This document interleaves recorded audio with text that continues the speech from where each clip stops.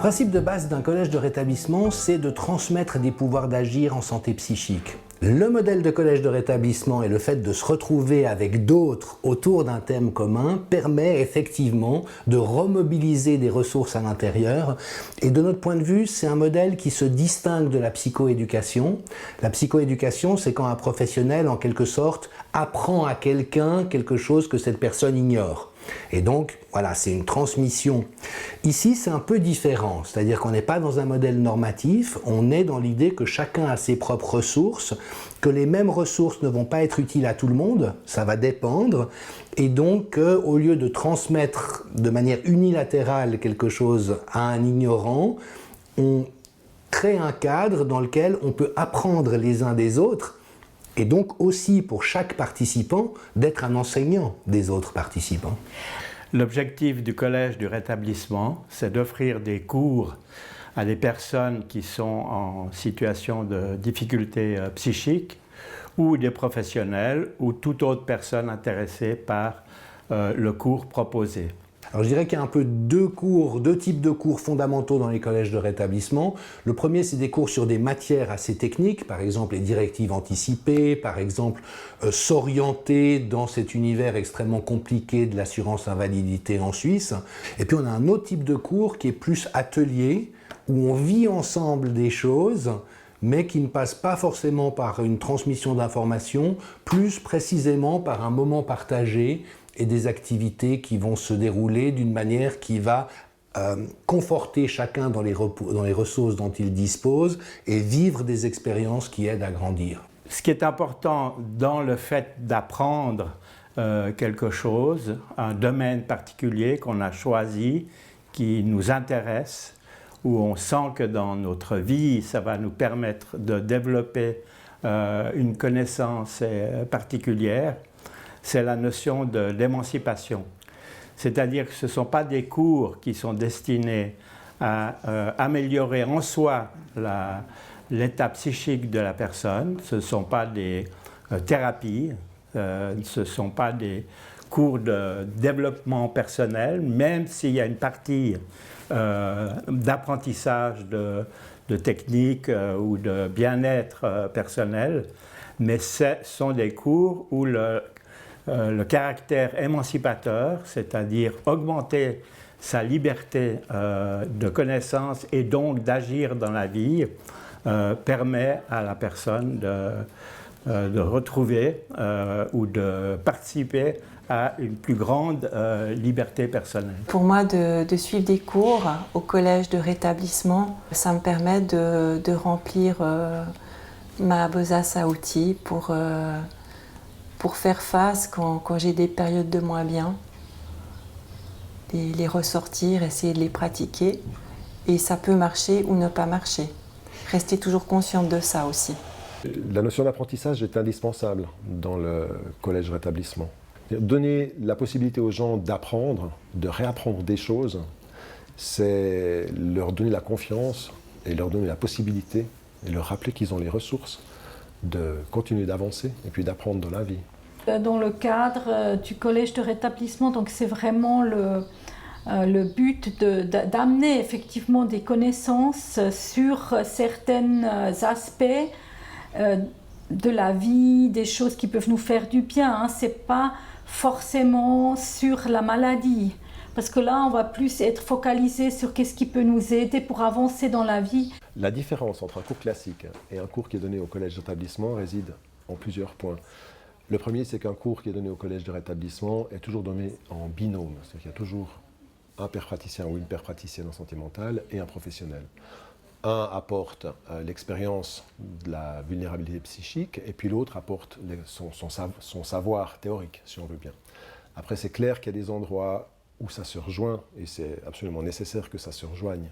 C'est-à-dire que ce n'est pas parce que quelqu'un a vécu la souffrance psychique qu'il n'a pas de savoir théorique et inversement, ce n'est pas parce qu'un professionnel n'a pas forcément vécu la même souffrance psychique qu'il n'a pas de savoir expérientiel de ce que c'est, la vulnérabilité psychologique. La plus-value de travailler en collaboration avec une paire aidante, c'est vraiment de pouvoir apporter ma spécialité, donc l'activité physique adaptée, et puis la paire aidante d'apporter son expérience, donc deux spécialités autour d'une même thématique. Il y a une part aussi importante qui soit donnée à l'expérience vécue qu'à l'expérience théorique, qu'au savoir théorique plutôt. Et c'est peut-être aussi pour les personnes concernées par la souffrance psychique qui viennent à ces cours, il n'y a pas que, mais pour ces personnes-là, ça permet une identification qu'il n'y a pas autrement quand on est face à un professionnel qui donne un cours. Ils sont dans une position d'être en train d'apprendre quelque chose et pas d'être dans une position de malade. Et pour moi, ça a été essentiel dans mon propre parcours, je dirais. Le collège de rétablissement est ouvert. Les cours sont ouverts à tous, c'est gratuit, tout le monde peut s'inscrire et ça génère donc une mixité entre des personnes ayant des troubles psychiques et d'autres qui n'en ont pas, en tout cas pas à ce moment de leur vie. Ce qu'il est intéressant de savoir, c'est que nul n'est obligé de dire à quel titre il participe au cours du collège. Et donc dans une salle, vous allez avoir 5, 10, 15 personnes et personne ne sait à quel titre les autres sont là. Et c'est très amusant, parce que comme on s'en doute, il y a des psychiatres ou des soignants qui ressemblent à des patients, il y a des patients qui ressemblent à des soignants, il y a des gens dont on ne sait absolument pas qui ils sont, et ça c'est déjà assez extraordinaire. Pour moi, au niveau de la fragilité psychique, clairement, il y a encore trop de clivage. C'est-à-dire qu'il y a une bonne partie de la population pour qui les personnes qui vivent avec des troubles psy sont peut-être pas fréquentables ou dangereuses. Et puis le fait de savoir que le collège de rétablissement propose des cours qui sont ouverts aux professionnels, aux personnes concernées, à leurs familles et à tout type de public, je trouve ça vraiment formidable. Le fait que les personnes qui suivent les cours du collège ne s'identifient pas à leur situation personnelle de difficultés psychiques, puisqu'il y a une mixité des personnes qui suivent ces cours. Ça peut être un proche, ça peut être un parent, ça peut être un professionnel, ça peut être juste une personne intéressée et des personnes en situation de difficultés psychiques. Ça crée l'environnement propice d'intégrer tout type d'attitudes et de comportements et de représentation. Chaque personne est sur pied d'égalité dans son interaction avec les formateurs et les formatrices. Pendant les cours, une des choses importantes que je remarque, et que j'ai remarqué à chaque fois, c'est la curiosité des gens. Qu'ils soient souffrants psychiques, proches, enfin tout public, j'ai trouvé les gens très curieux les uns des autres, très à l'écoute les uns des autres. Et très curieux de découvrir, de dire mais ouais c'est quand même fou, on vit ça et puis que ce soit des professionnels qui étaient tout d'un coup stupéfaits d'entendre les entre guillemets malades dont ils s'occupent habituellement, capables de pouvoir parler d'eux, d'exprimer des choses qui sont très profondes, de pouvoir donner une analyse de ce qui leur arrive. Donc ça c'était vraiment un point fort. Et à l'inverse de souffrants psychiques qui ont dit moi je suis surprise parce que dans le cours ils avaient finalement appris qu'un tel ou un tel était professionnel et d'entendre que cette personne aussi a traversé des moments difficiles dans sa vie, alors elle n'a peut-être pas fini à l'hôpital et elle n'est peut-être pas à l'AI, mais elle a aussi un vécu qui ressemble au mien. Et j'ai trouvé que cette écoute, cette curiosité les uns des autres était vraiment très intéressante et très humaine. Pour moi, le fait d'avoir pu suivre des cours, ça a été partie intégrante de mon rétablissement. C'est quelque chose qui a renforcé mon propre rétablissement. Et moi, je suis une enthousiaste absolue du collège de rétablissement pour cette raison-là. Parce qu'on aborde des thèmes qui tournent autour quand même de la santé mentale ou qui peuvent aider dans ces domaines-là. Et surtout avec une approche pédagogique et pas... Alors j'ai rien contre les approches thérapeutiques et il en faut et ça se complète, mais pour moi c'est ce côté-là. Voilà. Et ce qui m'a aussi attirée, c'est que j'aime enseigner. Le plaisir est possible même en crise.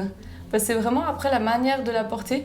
Et puis si ça ne va pas être le plaisir, ça peut être... Parce que c'est vrai que des fois, ce n'est pas le plaisir qui va dominer, mais ça va être un moment qu'on aura pris pour nous. Donc peut-être ce ne sera pas le plaisir immédiat, mais forcément il se passe des mécanismes physiologiques sous-jacents, donc avec la libération de différentes hormones, qui font que forcément on aura apporté quelque chose à notre corps donc à notre bien-être physique et psychique. Alors aujourd'hui, j'ai appris à m'accepter, à m'aimer, à oser, et je vois la vie de façon différente, et j'aime la vie et je me réjouis de la vie, tout en restant consciente que voilà, il y a ces dents de scie qui vont, qui viennent. Jusque-là, les feedbacks, ils ont toujours été extrêmement positifs. Les gens ont dit toujours qu'ils s'étaient sentis vraiment super à l'aise et puis très très respectés en fait. L'expérience du collège de rétablissement a été évaluée de différentes manières. Le premier type d'évaluation, c'est la satisfaction des participants. Est-ce que vous avez l'impression que ça vous a été utile? Est-ce que ça vous rend service dans votre vie de tous les jours? Est-ce que ça a généré de l'espoir quant au fait qu'un avenir bon est possible pour vous? Et là, on voit que les résultats sont massifs. À Genève, c'est impressionnant. On est en moyenne à 8,97 sur 10 de satisfaction des participants sur une dizaine de critères différents. Donc c'est vraiment spectaculaire. Et ça reflète, je crois, c'est mon espoir en tout cas, que les gens se sentent bien traités. Ils sentent qu'il y a de la bienveillance, qu'il y a du respect, qu'il y a de l'écoute, qu'il y a de la dignité. Et ça, déjà, ça fait du bien. Après, il y a un ensemble d'autres indicateurs qui ont été évalués. Est-ce que ça fait baisser le recours aux soins psychiatriques? Est-ce que ça conduit les personnes à consommer moins de médicaments, à avoir moins besoin d'aide sociale, etc. Et là, on a un ensemble de recherches qui montrent ou qui suggèrent en tout cas fortement une influence positive. En ce qui me concerne, j'ai une toute petite réticence, c'est que ça fait partie du modèle de collège de rétablissement de ne pas être utilitaire. On ne fait pas ça pour obtenir un résultat en particulier. Et pour moi, plus on est détaché de cette intention, plus c'est bienfaisant pour les personnes qui y viennent. Cela dit, on a quand même, mais les études sont récentes et il en faut plus pour pouvoir vraiment se forger une opinion, mais une confirmation que c'est aidant aussi dans ces différentes dimensions-là. Le mot solidarité, c'est un mot qui me vient. Le mot humanisme, c'est un mot qui est très présent. Le mot ouverture aussi. Donc au niveau de l'organisation de ces collèges, il y a ces valeurs. Il n'y a pas seulement l'aspect pratique, mais il y a aussi l'ensemble des valeurs qui guident un mouvement ou une institution.